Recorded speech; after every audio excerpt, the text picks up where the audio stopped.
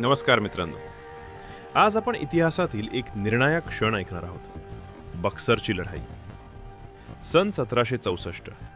उत्तर भारतातील राजकीय वातावरण तणावपूर्ण होते.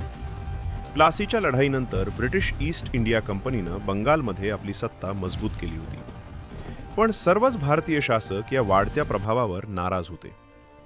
बंगालचा माजी नवाब मीर कासिम, अवधचा नवाब शुजा उद्दौला आणि मुघल सम्राट शहा आलम दुसरा या तिघांनी एकत्र येऊन ब्रिटिशांविरुद्ध लढण्याचा निर्णय घेतला. 22 ऑक्टोबर 1764. स्थान बिहारमधील बक्सर. ब्रिटिश सैन्याचे नेतृत्व मेजर हेक्टर मुनरो करत होते. संख्येनं कमी असूनही ब्रिटिश सैन्य शिस्तबद्ध आणि आधुनिक शस्त्रांनी सज्ज होते. भारतीय सैन्य मोठे होते, पण समन्वयाचा अभाव आणि रणनीतीतील कमकुवतपणा यामुळे त्यांना अडचणी आल्या. काही तासांच्या भीषण संघर्षानंतर विजय ब्रिटिशांचा झाला.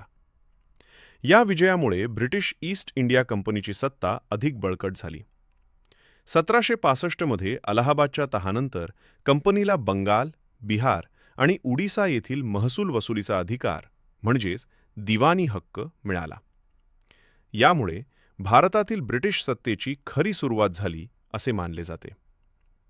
बक्सरची लढाई ही केवळ एक युद्ध नव्हती. ती भारताच्या राजकीय भवितव्याला वळण देणारी घटना होती. याच विजयानं ब्रिटिशांनी केवळ व्यापारातून सत्ता काबीज करण्याचा प्रवास पूर्ण केला. इतिहासातील अशाच रोचक कथा ऐकण्यासाठी आमच्या सोबत रहा. धन्यवाद.